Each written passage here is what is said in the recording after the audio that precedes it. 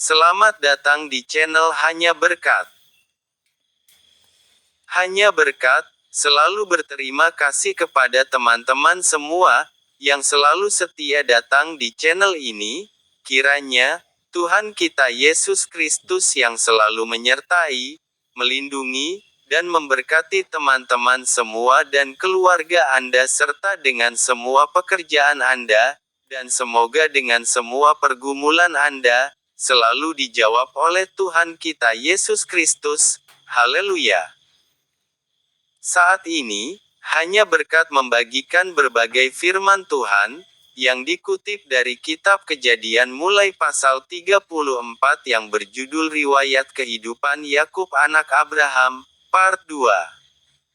Sedangkan untuk part 1 dimulai dari kitab Kejadian 25, yang berjudul Perikop adalah Esau dan Yakub. Sebelum kita lanjut, mohon dukungan dari teman-teman semua, untuk terus mendukung channel ini, hanya dengan cara, tekan tombol, like, subscribe, komen dengan memberkati banyak orang, dan bagikan video ini di berbagai grup-grup rohani dan media sosial lainnya. Riwayat Kehidupan Yakub, Part 2, Kejadian 34. Pada suatu kali pergilah Dina, anak perempuan Lea yang dilahirkannya bagi Yakub, mengunjungi perempuan-perempuan di negeri itu. Ketika itu terlihatlah ia oleh Sikem, anak Hemor, orang Hewi, raja negeri itu, lalu Dina itu dilarikannya dan diperkosanya.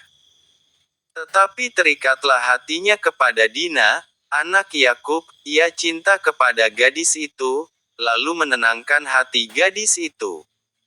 Sebab itu berkatalah Sikem kepada Hemor, ayahnya, ambillah bagiku gadis ini untuk menjadi istriku. Kedengaranlah kepada Yakub, bahwa Sikem mencemari Dina. Tetapi anak-anaknya ada di padang menjaga ternaknya, jadi Yakub mendiamkan soal itu sampai mereka pulang. Lalu Hemor ayah Sikem, pergi mendapatkan Yakub untuk berbicara dengan dia. Sementara itu anak-anak Yakub pulang dari padang, dan sesudah mendengar peristiwa itu orang-orang ini sakit hati dan sangat marah karena Sikem telah berbuat noda di antara orang Israel dengan memperkosa anak perempuan Yakub, sebab yang demikian itu tidak patut dilakukan. Berbicaralah Hemor kepada mereka itu, hati Sikem anakku mengingini anakmu, kiranya kamu memberikan dia kepadanya menjadi istrinya. Dan biarlah kita mengambil, berikanlah gadis-gadis kamu kepada kami dan ambillah gadis-gadis kami. Tinggallah pada kami, negeri ini terbuka untuk kamu, tinggallah di sini, jalanilah negeri ini dengan bebas, dan menetaplah di sini. Lalu Sikem berkata kepada ayah anak itu dan kepada kakak-kakaknya, biarlah kiranya aku mendapat kasihmu, aku akan memberikan kepadamu apa yang kamu minta. Walaupun kamu bebankan kepadaku uang jujuran dan uang mahar seberapa banyak pun, aku akan memberikan apa yang kamu minta, tetapi berilah gadis itu kepadaku menjadi istriku. Lalu anak-anak Yakub menjawab Sikem dan Hemor, ayahnya, dengan tipu muslihat. Karena Sikem telah mencemari Dina, adik mereka itu. Berkatalah mereka kepada kedua orang itu, kami tidak dapat berbuat demikian, memberikan adik kami kepada seorang laki-laki yang tidak bersunat, sebab hal itu aib bagi kami. Hanyalah dengan syarat ini kami dapat menyetujui permintaanmu, kamu harus sama seperti kami, yaitu setiap laki-laki di antara kamu harus disunat. Barulah kami akan memberikan gadis-gadis kami kepada kamu dan mengambil gadis-gadis kamu, maka kami akan tinggal padamu, dan kita akan menjadi satu bangsa. Tetapi jika kamu tidak mendengarkan perkataan kami dan kamu tidak disunat, maka kami akan mengambil kembali anak itu, lalu pergi. Lalu Hemor dan Sikem, anak Hemor, menyetujui usul mereka. Dan orang muda itu tidak bertangguh melakukannya, sebab ia suka kepada anak Yakub, lagi pula ia seorang yang paling dihormati di antara seluruh kaum keluarganya. Lalu pergilah Hemor dan Sikem, anaknya itu, ke pintu gerbang kota mereka dan mereka berbicara kepada penduduk kota itu. Orang-orang itu mau hidup damai dengan kita, biarlah mereka tinggal di negeri ini dan menjalaninya dengan bebas, bukankah negeri ini cukup luas untuk mereka? Maka kita dapat mengambil gadis-gadis mereka menjadi istri kita dan kita dapat memberikan gadis-gadis kita kepada mereka. Namun hanya dengan syarat ini orang-orang itu setuju tinggal bersama-sama dengan kita, sehingga kita menjadi satu bangsa, yaitu setiap laki-laki di antara kita harus disunat seperti mereka bersunat. Ternak mereka, harta benda mereka dan segala hewan mereka, bukankah semuanya itu akan menjadi milik kita? Hanya biarlah kita menyetujui permintaan mereka, sehingga mereka tetap tinggal pada kita.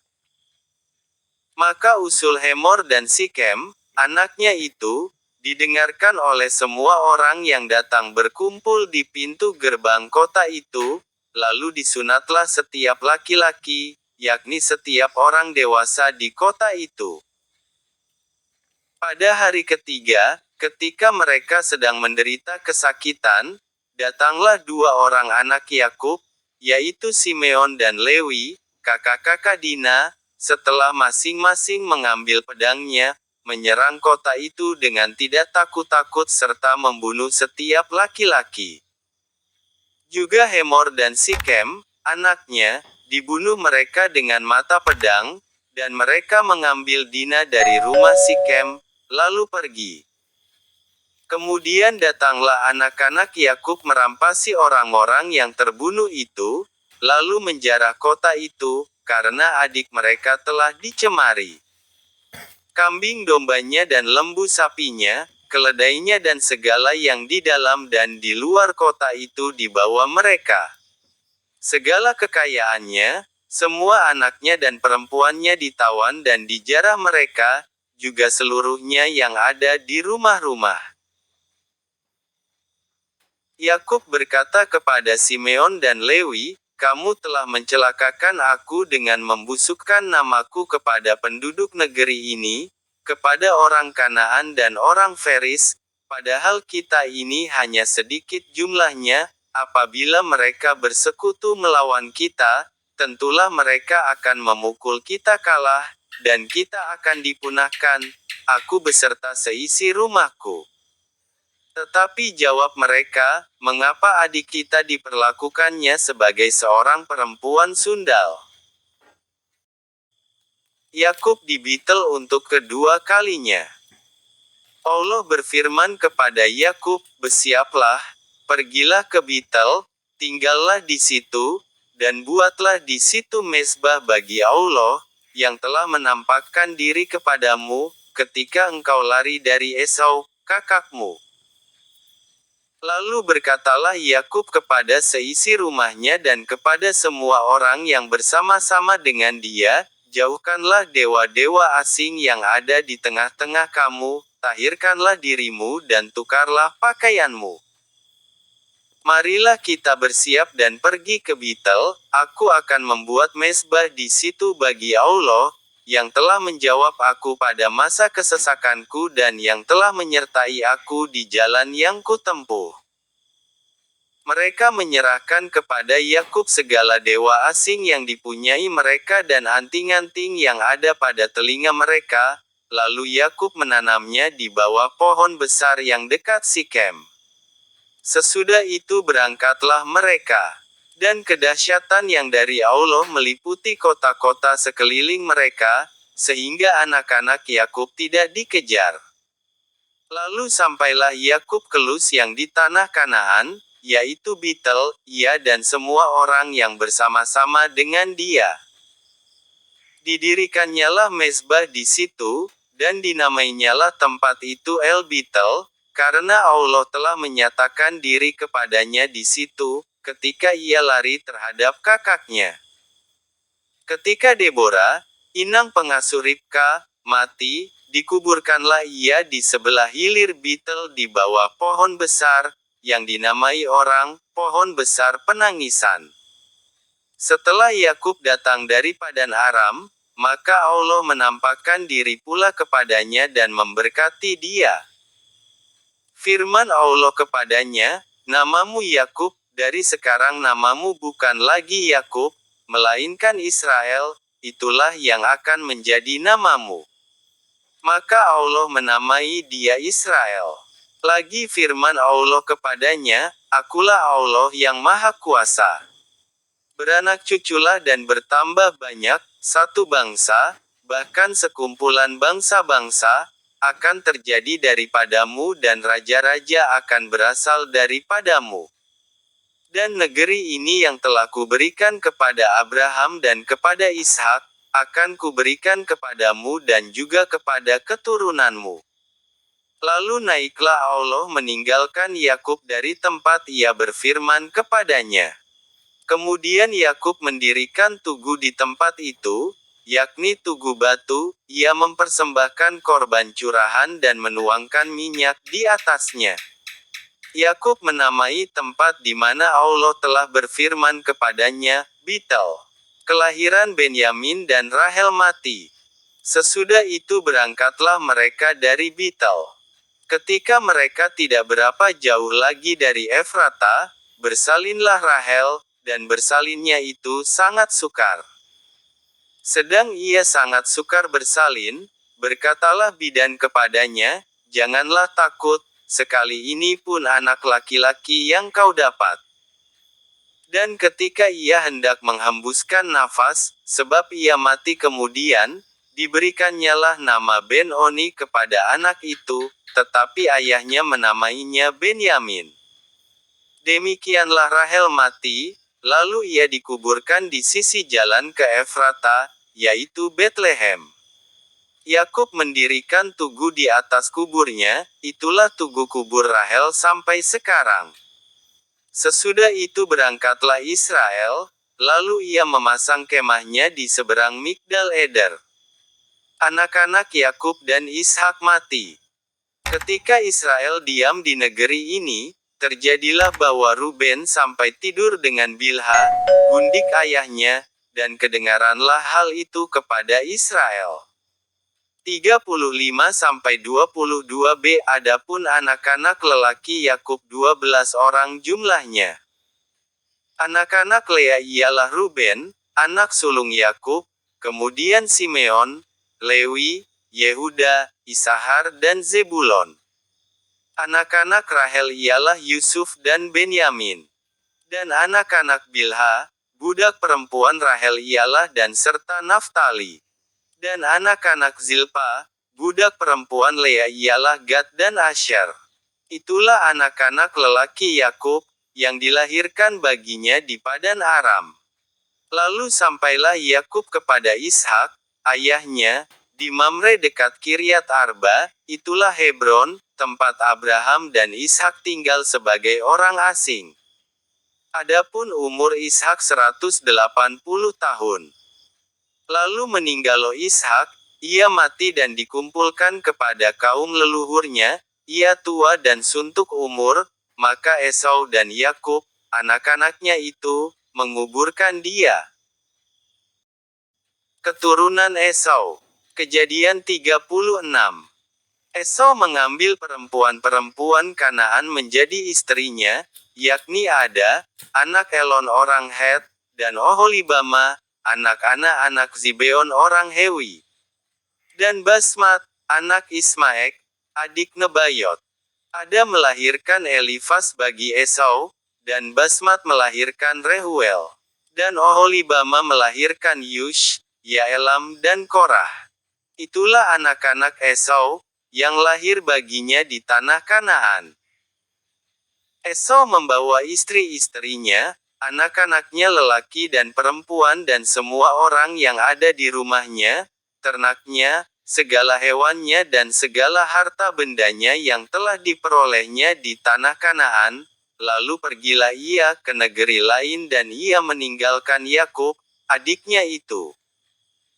Sebab harta milik mereka terlalu banyak, sehingga mereka tidak dapat tinggal bersama-sama, dan negeri penumpangan mereka tidak dapat memuat mereka karena banyaknya ternak mereka itu.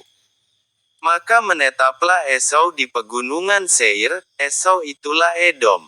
Inilah keturunan Esau, bapa orang Edom, di pegunungan Seir. Nama anak-anaknya ialah Elifas, anak ada istri Esau, Rehuel, anak Basmat istri Esau. Anak-anak Elifas ialah Teman, Omar, Zefo, Gaetam dan Kenas. Timna adalah gundik Elifas anak Esau, ia melahirkan Amalek bagi Elifas. Itulah cucu-cucu ada istri Esau. Inilah anak-anak Rehuel, Nahat, Zerah, Syama dan Miza. Itulah cucu-cucu Basmat istri Esau. Inilah anak-anak Oholibama, istri Esau itu, anak-anak Zibeon, ia melahirkan bagi Esau, Yush, Yaelam dan Korah. Inilah kepala-kepala kaum Bani Esau, keturunan Elifas anak sulung Esau, ialah kepala kaum Teman, kepala kaum Omar, kepala kaum Zefo, kepala kaum Kenas, kepala kaum Korah, kepala kaum Gaetam dan kepala kaum Amalek. Itulah kepala-kepala kaum Elifas di tanah Edom, itulah keturunan Ada. Inilah keturunan Rehuel anak Esau, kepala kaum Nahat, kepala kaum Zerah, kepala kaum Syama dan kepala kaum Miza. Itulah kepala-kepala kaum Rehuel di tanah Edom, itulah keturunan Basmat istri Esau. Inilah keturunan Oholibama istri Esau, kepala kaum Yush, kepala kaum Yaelam, kepala kaum Korah. Itulah kepala-kepala kaum Oholibama, istri Esau, anak Ana. Itulah Bani Esau, yakni Edom, dan itulah kepala-kepala kaum mereka. Keturunan Seir. Inilah anak-anak Seir, orang Hori, penduduk negeri itu, Lotan, Syobal, Zibeon, Ana, Dision, Ezer, Disyan. Itulah kepala-kepala kaum orang Hori, anak-anak Seir, di tanah Edom. Anak-anak Lotan ialah Hori dan Heman, dan saudara perempuan Lotan ialah Timna. Inilah anak-anak Syobal, Alwan, Manahat, Ebal, Shefo dan Onam. Inilah anak-anak Zibeon, Aya dan Ana. Ana inilah yang menemui mata-mata air panas di padang gurun, ketika ia sedang menggembalakan keledai Zibeon ayahnya itu. Inilah anak-anak Ana, Dision dan Oholibama anak perempuan Ana. Inilah anak-anak Dision, Hemdan, Esiban, Yitran dan Keran. Inilah anak-anak Ezer, Bilhan, Zawan dan Akan. Inilah anak-anak Disyan, Us dan Aran. Itulah kepala-kepala kaum orang Hori, kepala kaum Lotan, kepala kaum Syobal, kepala kaum Zibeon, kepala kaum Ana, kepala kaum Disyon, kepala kaum Ezer dan kepala kaum Disyan. Itulah kepala-kepala kaum orang Hori, kaum demi kaum, di tanah Seir. Raja-raja Edom. Inilah raja-raja yang memerintah di tanah Edom, sebelum ada seorang raja memerintah atas orang Israel. Di Edom yang memerintah ialah Bela bin Beor dan kotanya bernama Dinhaba. Setelah Bela mati, Yobab bin Zerah dari Bozra menjadi raja menggantikan dia. Setelah Yobab mati, Husyam, dari negeri orang Teman, menjadi raja menggantikan dia. Setelah Husyam mati, Hadad bin Bedad menjadi raja menggantikan dia. Dialah yang memukul kala orang Midian di daerah Moab, dan kotanya bernama Awit. Setelah Hadad mati, Samla dari Masreka menjadi raja menggantikan dia. Setelah Samla mati, Saul, dari Rehobot yang di pinggir sungai, menjadi raja menggantikan dia. Setelah Saul mati, Baal-Hanan bin Ahbor menjadi raja menggantikan dia. Setelah Baal-Hanan bin Ahbor mati, Hadar menjadi raja menggantikan dia. Kotanya bernama Pahu dan istrinya bernama Mehetabil binti Matred binti Mezahab. Inilah nama kepala-kepala kaum Esau menurut kaum dan tempat mereka, dengan nama mereka masing-masing: kepala kaum Timna, kepala kaum Alwa, kepala kaum Yetet, kepala kaum Oholibama, kepala kaum Ela, kepala kaum Pinon, kepala kaum Kenas, kepala kaum Teman, kepala kaum Mibzar, kepala kaum Magdil dan kepala kaum Iram. Itulah kepala-kepala kaum Edom, menurut tempat kediaman mereka di tanah milik mereka. Edom ialah Esau, bapa orang Edom. Yusuf dan saudara-saudaranya. Kejadian 37. Adapun Yakub, ia diam di negeri penumpangan ayahnya, yakni di tanah Kanaan. Inilah riwayat keturunan Yakub. Yusuf, tatkala berumur 17 tahun, jadi masih muda, biasa menggembalakan kambing domba, bersama-sama dengan saudara-saudaranya, anak-anak Bilha dan Zilpa, kedua istri ayahnya. Dan Yusuf menyampaikan kepada ayahnya kabar tentang kejahatan saudara-saudaranya. Israel lebih mengasihi Yusuf dari semua anaknya yang lain, sebab Yusuf itulah anaknya yang lahir pada masa tuanya, dan ia menyuruh membuat jubah yang maha indah bagi dia. Setelah dilihat oleh saudara-saudaranya, bahwa ayahnya lebih mengasihi Yusuf dari semua saudaranya, maka bencilah mereka itu kepadanya dan tidak mau menyapanya dengan ramah. Pada suatu kali bermimpilah Yusuf, lalu mimpinya itu diceritakannya kepada saudara-saudaranya, sebab itulah mereka lebih benci lagi kepadanya. Karena katanya kepada mereka, "Coba dengarkan mimpi yang kumimpikan ini. Tampak kita sedang di ladang mengikat berkas-berkas gandum, lalu bangkitlah berkasku dan tegak berdiri, kemudian datanglah berkas-berkas kamu sekalian mengelilingi dan sujud menyembah kepada berkasku itu." Lalu saudara-saudaranya berkata kepadanya, "Apakah engkau ingin menjadi raja atas kami? Apakah engkau ingin berkuasa atas kami?" Jadi makin bencilah mereka kepadanya karena mimpinya dan karena perkataannya itu. Lalu ia memimpikannya pula mimpi yang lain, yang diceritakannya kepada saudara-saudaranya. Katanya, "Aku bermimpi pula, tampak matahari, bulan dan 11 bintang sujud menyembah kepadaku." Setelah hal ini diceritakannya kepada ayah dan saudara-saudaranya, maka ia ditegur oleh ayahnya, "Mimpi apa mimpimu itu? Masakan aku dan ibumu serta saudara-saudaramu sujud menyembah kepadamu sampai ke tanah?" Maka iri hatilah saudara-saudaranya kepadanya, tetapi ayahnya menyimpan hal itu dalam hatinya. Yusuf dijual ke tanah Mesir. Pada suatu kali pergilah saudara-saudaranya menggembalakan kambing domba ayahnya dekat Sikem. Lalu Israel berkata kepada Yusuf, "Bukankah saudara-saudaramu menggembalakan kambing domba dekat Sikem? Marilah engkau kusuruh kepada mereka." Sahut Yusuf, "Ya Bapa." Kata Israel kepadanya, "Pergilah engkau melihat apakah baik keadaan saudara-saudaramu dan keadaan kambing domba, dan bawalah kabar tentang itu kepadaku."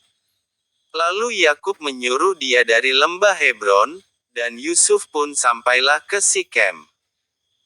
Ketika Yusuf berjalan ke sana kemari di padang, bertemulah ia dengan seorang laki-laki, yang bertanya kepadanya, "Apakah yang kau cari?" Sahutnya, "Aku mencari saudara-saudaraku." Tolonglah katakan kepadaku di mana mereka menggembalakan kambing domba. Lalu kata orang itu, mereka telah berangkat dari sini, sebab telah kudengar mereka berkata, marilah kita pergi ke Dotan.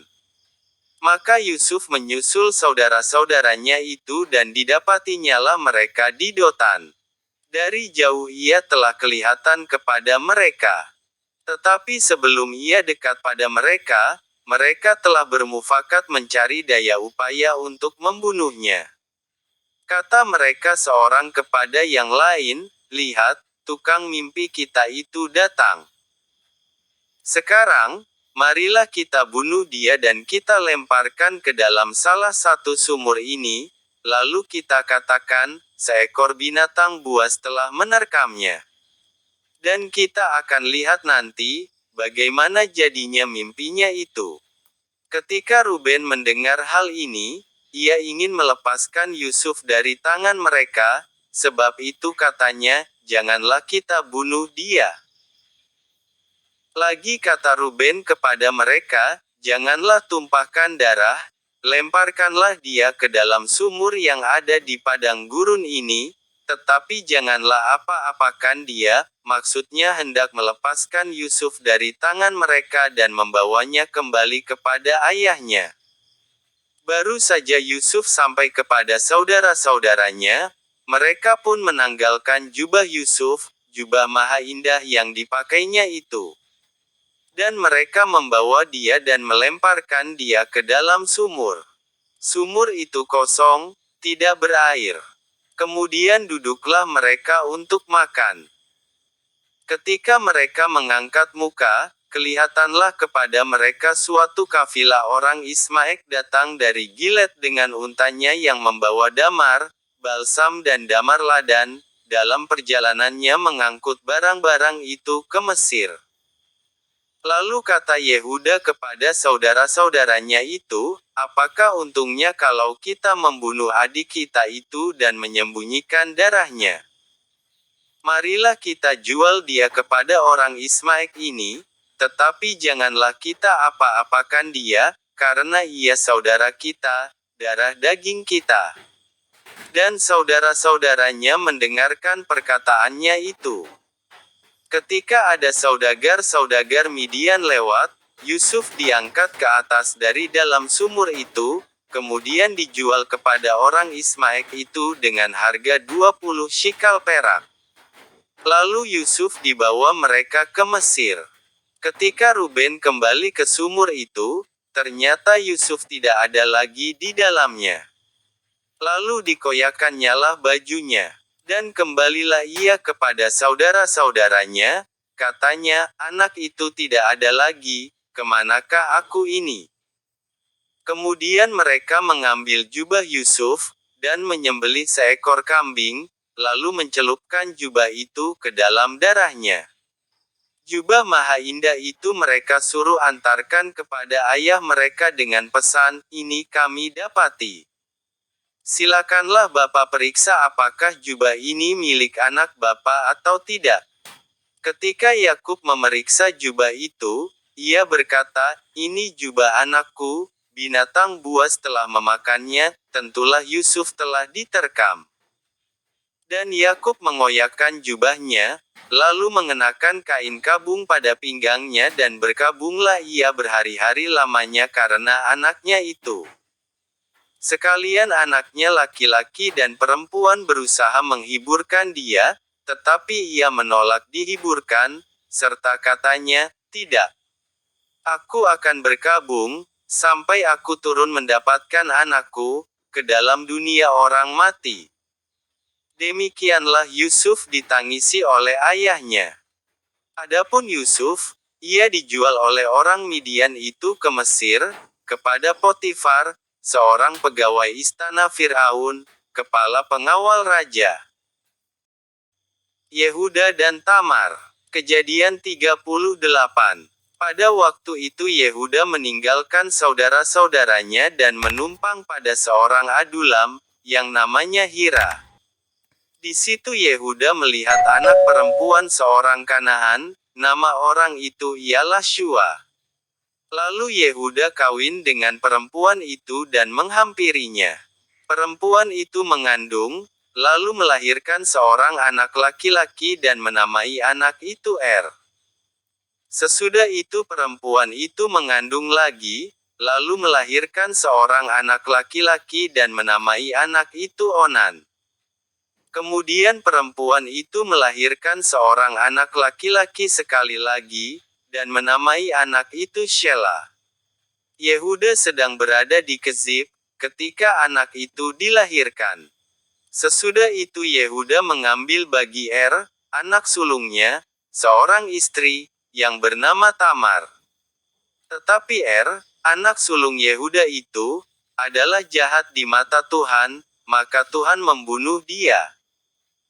Lalu berkatalah Yehuda kepada Onan, hampirilah istri kakakmu itu, kawinlah dengan dia sebagai ganti kakakmu dan bangkitkanlah keturunan bagi kakakmu. Tetapi Onan tahu, bahwa bukan ia yang mempunyai keturunannya nanti, sebab itu setiap kali ia menghampiri istri kakaknya itu, ia membiarkan maninya terbuang, supaya ia jangan memberi keturunan kepada kakaknya. Tetapi yang dilakukannya itu adalah jahat di mata Tuhan, maka Tuhan membunuh dia juga. Lalu berkatalah Yehuda kepada Tamar, menantunya itu, tinggallah sebagai janda di rumah ayahmu, sampai anakku Shela itu besar, sebab pikirnya, jangan-jangan ia mati seperti kedua kakaknya itu. Maka pergilah Tamar dan tinggal di rumah ayahnya. Setelah beberapa lama matilah anak Shua, istri Yehuda. Habis berkabung pergilah Yehuda ke Timna, kepada orang-orang yang menggunting bulu domba-dombanya, bersama dengan Hira, sahabatnya, orang Adulam itu. Ketika dikabarkan kepada Tamar, bapa mertuamu sedang di jalan ke Timna untuk menggunting bulu domba-dombanya. Maka ditanggalkannyalah pakaian kejandaannya, ia bertelekung dan berselubung, lalu pergi duduk di pintu masuk ke Enaim yang di jalan ke Timna, karena dilihatnya, bahwa Shela telah menjadi besar, dan dia tidak diberikan juga kepada Shela itu untuk menjadi istrinya. Ketika Yehuda melihat dia, disangkanyalah dia seorang perempuan sundal, karena ia menutupi mukanya. Lalu berpalinglah Yehuda mendapatkan perempuan yang di pinggir jalan itu serta berkata, marilah, aku mau menghampiri engkau, sebab ia tidak tahu, bahwa perempuan itu menantunya. Tanya perempuan itu, apakah yang akan kau berikan kepadaku, jika engkau menghampiri aku? Jawabnya, aku akan mengirimkan kepadamu seekor anak kambing dari kambing dombaku. Kata perempuan itu, asal engkau memberikan tanggungannya, sampai engkau mengirimkannya kepadaku. Tanyanya, apakah tanggungan yang harus kuberikan kepadamu? Jawab perempuan itu, kep meteraimu serta kalungmu dan tongkat yang ada di tanganmu itu. Lalu diberikannya semuanya itu kepadanya, maka ia menghampirinya. Perempuan itu mengandung daripadanya. Bangunlah perempuan itu, lalu pergi, ditanggalkannya telekungnya dan dikenakannya pula pakaian kejandaannya. Adapun Yehuda, ia mengirimkan anak kambing itu dengan perantaraan sahabatnya, orang Adulam itu, untuk mengambil kembali tanggungannya dari tangan perempuan itu, tetapi perempuan itu tidak dijumpainya lagi. Ia bertanya-tanya di tempat tinggal perempuan itu, di manakah perempuan jalang, yang duduk tadinya di pinggir jalan di Enaim itu. Jawab mereka, tidak ada di sini perempuan jalang. Kembalilah ia kepada Yehuda dan berkata, tidak ada kujumpai dia, dan juga orang-orang di tempat itu berkata, tidak ada perempuan jalang di sini. Lalu berkatalah Yehuda, biarlah barang-barang itu dipegangnya, supaya kita jangan menjadi buah olok-olok orang, sungguhlah anak kambing itu telah kukirimkan, tetapi engkau tidak menjumpai perempuan itu. Sesudah kira-kira 3 bulan dikabarkanlah kepada Yehuda, Tamar, menantumu, bersundal, bahkan telah mengandung dari persundalannya itu. Lalu kata Yehuda, bawalah perempuan itu, supaya dibakar. Waktu dibawa, perempuan itu menyuruh orang kepada mertuanya mengatakan, dari laki-laki yang empunya barang-barang inilah aku mengandung. Juga dikatakannya, periksalah, siapa yang empunya kep meterai serta kalung dan tongkat ini. Yehuda memeriksa barang-barang itu, lalu berkata, bukan aku, tetapi perempuan itulah yang benar, karena memang aku tidak memberikan dia kepada Shelah, anakku. Dan ia tidak bersetubuh lagi dengan perempuan itu. Pada waktu perempuan itu hendak bersalin, nyatalah ada anak kembar dalam kandungannya. Dan ketika ia bersalin, seorang dari anak itu mengeluarkan tangannya, lalu dipegang oleh bidan, diikatnya dengan benang kirmizi serta berkata, inilah yang lebih dahulu keluar.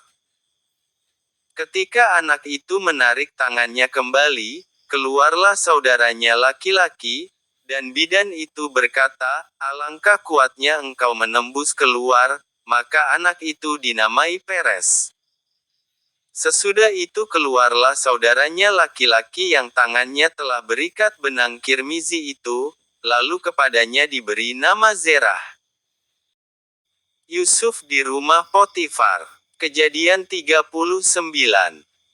Adapun Yusuf telah dibawa ke Mesir, dan Potifar, seorang Mesir, pegawai istana Fir'aun, kepala pengawal raja, membeli dia dari tangan orang Ismail yang telah membawa dia ke situ.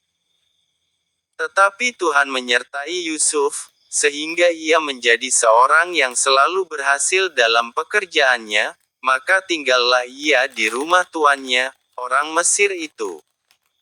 Setelah dilihat oleh tuannya, bahwa Yusuf disertai Tuhan dan bahwa Tuhan membuat berhasil segala sesuatu yang dikerjakannya, maka Yusuf mendapat kasih tuannya, dan ia boleh melayani dia. Kepada Yusuf diberikannya kuasa atas rumahnya dan segala miliknya diserahkannya pada kekuasaan Yusuf. Sejak ia memberikan kuasa dalam rumahnya dan atas segala miliknya kepada Yusuf, Tuhan memberkati rumah orang Mesir itu karena Yusuf, sehingga berkat Tuhan ada atas segala miliknya, baik yang di rumah maupun yang di ladang. Segala miliknya diserahkannya pada kekuasaan Yusuf, dan dengan bantuan Yusuf ia tidak usah lagi mengatur apa-apa pun selain dari makanannya sendiri. Adapun Yusuf itu manis sikapnya dan elok parasnya. Selang beberapa waktu istri tuannya memandang Yusuf dengan berahi, lalu katanya, marilah tidur dengan aku. Tetapi Yusuf menolak dan berkata kepada istri tuannya itu, dengan bantuanku tuanku itu tidak lagi mengatur apa yang ada di rumah ini dan ia telah menyerahkan segala miliknya pada kekuasaanku. Bahkan di rumah ini ia tidak lebih besar kuasanya daripadaku, dan tiada yang tidak diserahkannya kepadaku selain daripada engkau, sebab engkau istrinya. Bagaimanakah mungkin aku melakukan kejahatan yang besar ini dan berbuat dosa terhadap Allah? Walaupun dari hari ke hari perempuan itu membujuk Yusuf, Yusuf tidak mendengarkan bujukannya itu untuk tidur di sisinya dan bersetubuh dengan dia. Pada suatu hari masuklah Yusuf ke dalam rumah untuk melakukan pekerjaannya, sedang dari seisi rumah itu seorang pun tidak ada di rumah. Lalu perempuan itu memegang baju Yusuf sambil berkata, marilah tidur dengan aku. Tetapi Yusuf meninggalkan bajunya di tangan perempuan itu dan lari keluar. Ketika dilihat perempuan itu, bahwa Yusuf meninggalkan bajunya dalam tangannya dan telah lari keluar, Dipanggilnyalah seisi rumah itu, lalu katanya kepada mereka, "Lihat, dibawanya kemari seorang Ibrani, supaya orang ini dapat mempermainkan kita. Orang ini mendekati aku untuk tidur dengan aku, tetapi aku berteriak-teriak dengan suara keras. Dan ketika didengarnya bahwa aku berteriak sekeras-kerasnya, ditinggalkannyalah bajunya padaku, lalu ia lari keluar. Juga ditaruhnya baju Yusuf itu di sisinya, sampai tuan rumah pulang." Perkataan itu jugalah yang diceritakan perempuan itu kepada Potifar, katanya, "Hamba orang Ibrani yang kau bawa kemari itu datang kepadaku untuk mempermainkan aku. Tetapi ketika aku berteriak sekeras-kerasnya, ditinggalkannya bajunya padaku, lalu ia lari keluar." Baru saja didengar oleh tuannya perkataan yang diceritakan istrinya kepadanya, "Begini begitulah aku diperlakukan oleh hambamu itu," maka bangkitlah amarahnya. Lalu Yusuf ditangkap oleh tuannya dan dimasukkan ke dalam penjara, tempat tahanan-tahanan raja dikurung. Demikianlah Yusuf dipenjarakan di sana. Tetapi Tuhan menyertai Yusuf dan melimpahkan kasih setianya kepadanya, dan membuat Yusuf kesayangan bagi kepala penjara itu. Sebab itu kepala penjara mempercayakan semua tahanan dalam penjara itu kepada Yusuf, dan segala pekerjaan yang harus dilakukan di situ, dialah yang mengurusnya. Dan kepala penjara tidak mencampuri segala yang dipercayakannya kepada Yusuf, karena Tuhan menyertai dia dan apa yang dikerjakannya dibuat Tuhan berhasil. Demikianlah firman Tuhan riwayat kehidupan Yakub khususnya di part 2 ini. Semoga firman Tuhan ini bisa menguatkan kita dan memberkati kita semua. Dan jangan lupa untuk terus mendukung channel Hanya Berkat dengan cara tekan tombol like, subscribe, komen dengan memberkati banyak orang, dan bagikanlah video ini di berbagai grup-grup rohani dan media sosial lainnya. Terima kasih, Tuhan Yesus memberkati, dan sampai jumpa di video selanjutnya. Dan nantikan video part 3-nya.